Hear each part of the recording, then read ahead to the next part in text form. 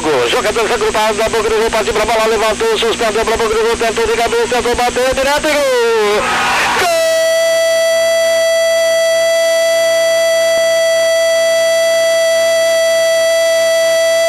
Gol do Atlético! Muito cedo!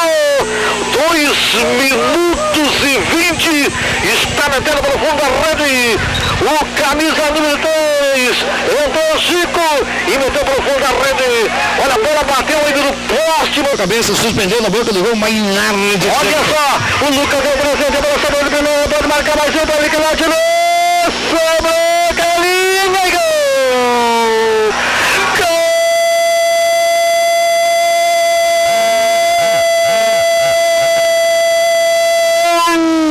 Atlético Canalinha, uma arrancada pelo meio do Paulinho Chaves. Não me venha dizer que tu... Você está recebendo aqui o craque do jogo, Canelinha, escolhido pela nossa equipe esportiva, tá, pela atuação de hoje, por todo o sangue que colocou aí também, né?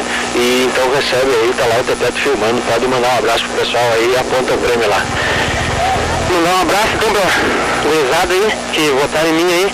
E eu acho que é isso aí, eu acho que não vinha bem, acho que só quando o São José eu tinha feito uma boa partida e hoje aqui fora eu vim e consegui fazer o que eu tenho que fazer, que é jogar pro Atlético, ajudar a conseguir a vitória. Tá aí, Canelinha, craque do jogo então, já registrado aqui.